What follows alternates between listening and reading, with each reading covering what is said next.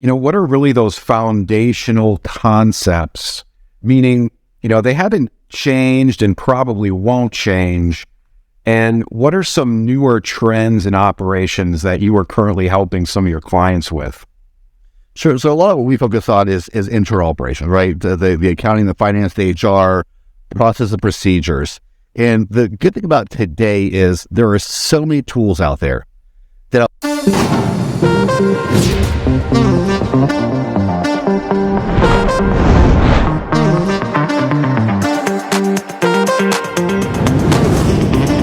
Hello and welcome to the Fractional Executive Podcast. My name is Ryan Kauth and I am your host. This podcast is for owners of small businesses of about $500,000 in revenue up to $10 million in annual revenue whose growth has plateaued. Now, in order for this podcast to have great guests on like the one we have on today, I really need you to interact, comment, like, subscribe, follow, leave us a 5-star review. And again, the point of that is we grow the show with those subscribers, likes, followers, and 5-star reviews. We get great guests on the show, and that in turn helps you grow your business, getting it off that terrible no growth plateau that you're currently stuck on right now. Now, our guest today is Jon Bassford. He is the founder of Lateral Solutions.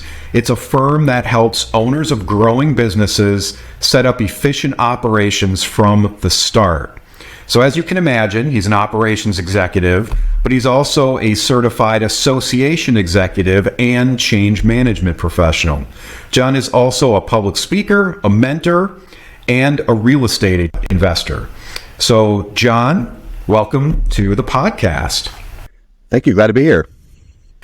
Jon, as we've been talking before the show, I want to kind of start out with, something right top of mind for most of our listeners. What is the number one thing, in your opinion, that entrepreneurs miss when they're setting up their operations?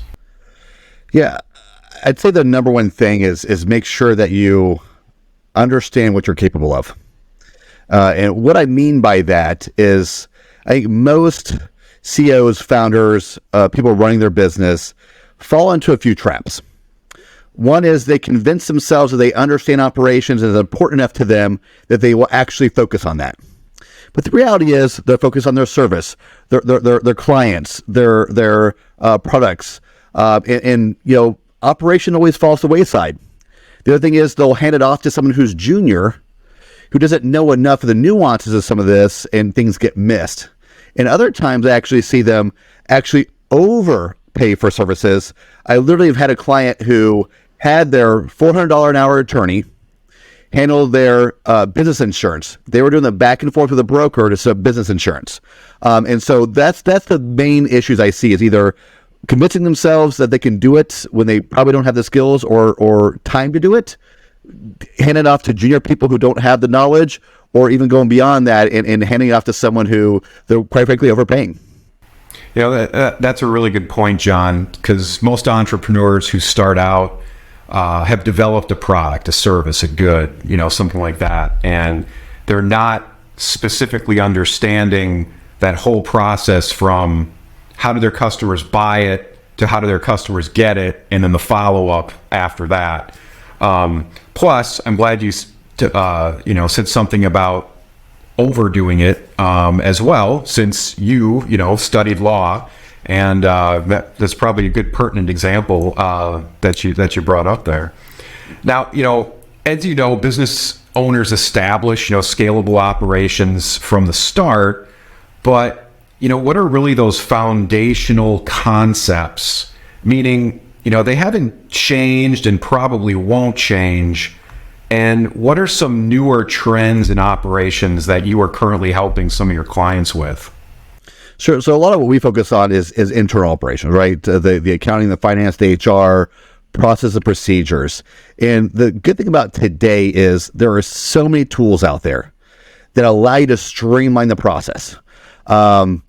If the number of organizations that still do payroll by submitting checks to the IRS, when you can literally just hit a button, reconcile your bank accounts old-fashioned ways, doing paper onboarding for employees, the amount of time that those little things, it doesn't seem like much, right? But when you're trying to grow, you're trying to succeed, it just eats up time and resources that the organization could be using in other ways. So for me, the key is always, how do we utilize tools and resources to streamline the process, to reduce administration, so we can focus on our core business? Yeah, I mean, again, that makes sense. There's so many tools out there. A lot of them are even free or really, really low cost that do multiple things. I think some, not just entrepreneurs starting out, but established business owners haven't made that transition like you're talking about, from kind of the paper procedures to the really kind of simple push button procedures. And I've talked to some even recently who think it's going to be just this huge learning curve to learn these tools, when in reality it takes 5 minutes or a few videos to watch, right? Yeah, absolutely. I mean, we, with our company, we work with a lot of startups, and I've had the privilege of working with a lot of startup organizations, both for-profit and nonprofit, and also turnaround organizations. And for a startup, I mean, we can literally get the entire back-end system of organizations set up in under 2 months. Accounting, payroll, reimbursement software, AP software, benefits, health insurance, everything, your bank account, your business insurance, everything's set up, because we know what to do. We have partners that we work with, and we can get that all set up, where most people will do it little by little, and they'll take 6 months, 8 months, a year, and sometimes never even get to that part where they're utilizing all those tools to make the organization efficient. Yeah, and I think doing it like taking your approach of doing it kind of right from the start, what that'll allow your clients to do then is, as they're scaling and growing, they can still use those same tools. Whereas a lot of people I see haven't done that starting from the beginning. Some of the paper, some of the things that they've done before, but then once they're growing and trying to scale, they get stuck. And we work with a lot of established companies, and we, there's companies that we work with that are humming along. They're doing a good job, but there's some backlog in how they're processing their bills and their vendors and their customers, or maybe you're using a little more of an archaic payroll company from the 80s that hasn't really quite adapted to new technologies. And so what we do is constantly, with all the customers and clients that we work with, we stay on top of what tools and resources are available from all of these different functions. And so we can help vet vendors and services for clients to help them pick the right tool that will work for them. And so, although they may have not started out the most efficient way, it is not hard to transition. Everything is digital. Everything is in the cloud. It's not hard at all to make that transition. Glad you brought that up, because I think that holds some entrepreneurs back, of established businesses. And again, there's that mentality of, I have to learn something new, I have to train employees, when in fact there's probably employees that already know how to do that, or can learn it so quickly that they don't even really have to be involved in the training process. Right. Yeah, in most things that we're talking about, it's not all your staff that's using it. You have departments that are going to be using it, et cetera. So, you train the people that need to be trained on it, and make sure that they're working on it. And for the most part, what we're talking about isn't rocket science, right? Everyone today knows how to use computers, knows how to use software, know how things exist in the cloud. And so it's really just taking what you're doing and using a tool that's going to make it more efficient. But it's not rocket science. It doesn't require expertise. Now, the individual components of accounting and HR and sales, et cetera, there's nuance, right? And you got to have the personnel who understand that nuance and it can deliver, but it's not a big learning curve to make those digital changes.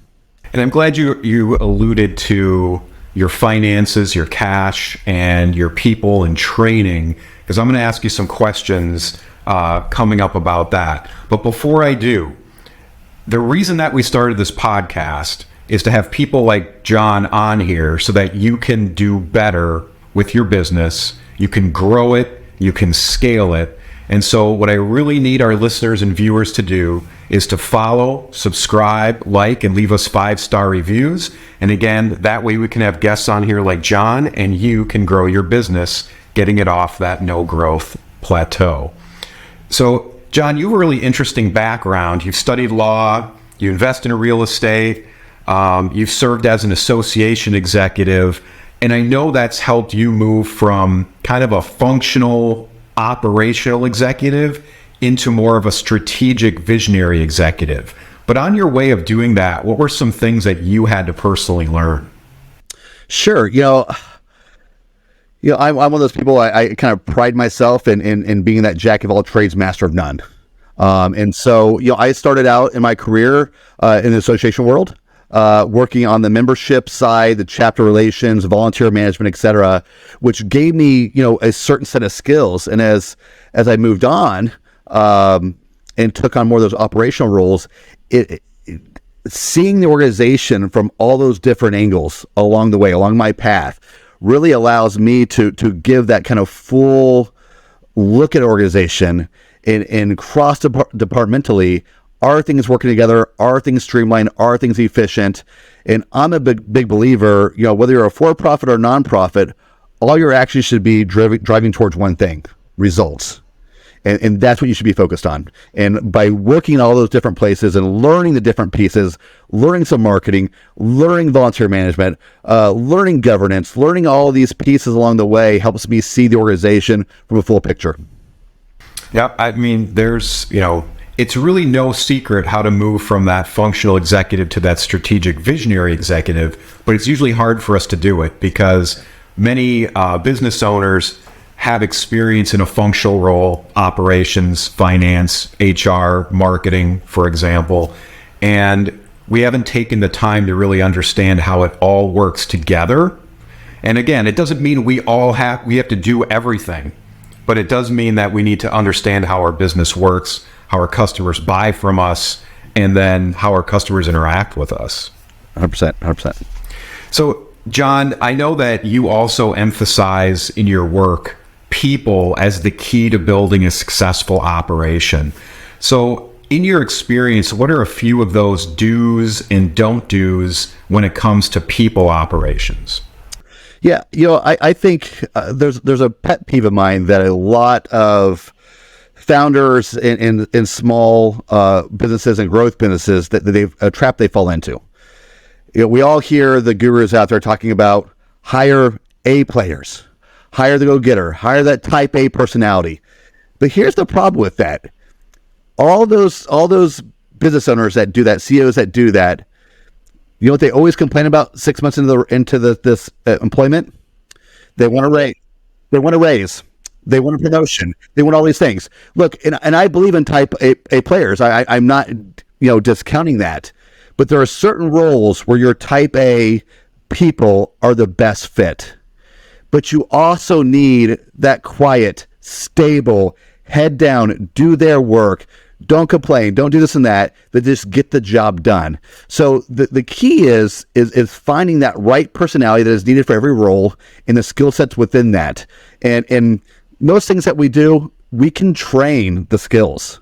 The skills can be taught. The personality traits and the right temperament for jobs, that's the key that you need to be looking for. Jon, I think that's a really big secret that you just revealed here, where I think, we're always trying to go after the best performer in an interview. And what we really need to do is we need to go after the steadiest person that we're interviewing. Yeah, I mean, the go-getter people, my later part of my career, I would say I was that. Luckily, I was in a position where I was working with a growth organization. From a startup, I was the fourth employee hired. And so my ambition allowed me to grow with the company. But there's going to be a point if that's all you're hiring where you can't fulfill those uphill slots. And then what happens is you lose all your people. You start from zero. So it's important to make sure that you have that succession plan. Have your rock star people up here and have those people underneath them that keep everything going, keep the train on the tracks, and make sure you don't lose any continuity in your business when someone does leave. Jon, awesome. Again, before the podcast and as we were talking prior to today, you brought up ERC, which I think is a pretty misunderstood topic today. Could you just go through real briefly what ERC is, how it actually works, and probably why so many founders think that they just don't qualify for it? Sure. So ERC is the Employee Retention Credit, or you might see ERTC for Employee Retention Tax Credit. So this all dates back to the CARES Act of March 2020. There's been some updates along the way, but the tricky thing about ERC and why it didn't have quite the traction PPP and EIDL did is that it launched in March, but the qualifications run through March 2020, but the qualifications run through 2021. So it actually was kind of ahead of its game. There are people who, just filed every quarter as they could, but most people now are doing in arrears. And here's the part about ERC is there were a lot of updates to it along the way. Here's a quick example. When ERC first launched, if you got PPP, you were exempt from qualifying for ERC. The IRS changed the rules. No longer exempt you, but those funds that went to payroll during those periods is exempt from ERC. So none of my clients that got PPP, it's still worth their while to go for ERC. So we actually got involved in this because we were helping some of our direct clients get it. And I learned that there was a lot more to be done with this. People misunderstanding it, people not applying for it. And the truth is that ERC exists to reward employers who adapted to COVID orders, stayed in business, and kept people employed, where a lot of people believe we had to have shut down our doors, we had to lay people off, we had to have had reduction of revenue, which is one of the qualifiers, but not the only one. And so you could have absolutely still qualified for ERC without having lost your revenue. Jon, I really appreciated you being on the podcast today. You've really had a lot of enlightening and some different ideas and concepts for some of our founder listeners and viewers. And so I want to give you some time now to let us know, or let our listeners and viewers know, how to get a hold of you, and then talk about some of the projects that you're working on. Sure. The best way to get a hold of us, you can go to our website at www.think-lateral.com or email us at info@think-lateral.com. And so ERC is a big push for us right now. We've helped file for over $30 million to our clients. Our goal is over $100 million. Depending on how long we stay in this, ERC is open for applying until 2025. So we still have a lot more to do, and we actually recently brought the entire process in-house, which allows us to deliver better services for our clients. We actually give more of a guarantee that you'll see with any other filing company. And the other thing we can guarantee for ERC is that a CPA will be touching your file. It's not some junior person outsourced. A CPA will be touching your file. So that's what we're doing on ERC, and we have a lot more to help. So if you had any kind of impact from COVID to your business, which I'm not sure who could say no to that, and you had W-2 employees in 2020 and 2021, send us an email. We're glad to help you. Beyond that, we're continually focusing on helping our startup, small business, and nonprofit clients grow their HR, grow their operations, and improve their accounting and finance. And we can do everything from, I mentioned before, the launch of your operations or the relaunch of operations to ad hoc accounting and HR. I do a lot of COO and CFO advising for my clients that aren't, in need of full support, but they need that kind of guiding hand to make sure they're not missing things and making the wrong steps along the way. Jon, again, you've been an outstanding guest today, and I really appreciate what you've taught us, the listeners and the viewers. And again, for the listeners and viewers out there, for us to have great guests on here like Jon and help you grow your business, please like, subscribe, follow, leave us a 5-star review. And again, we want this to be interactive, so drop your comments below, and Jon and I can then respond to those. So again, Jon, really appreciate you being on the podcast today. Thanks for having me. I appreciate it. This is the Fractional Executive Podcast. I am your host, Ryan Kauth. You can get a hold of me at ryankauth.coach. The Fractional Executive Podcast with host Ryan Kauth is produced by Influencer TV, the team of Brian Allen, Mark Livingston, Adam Marino.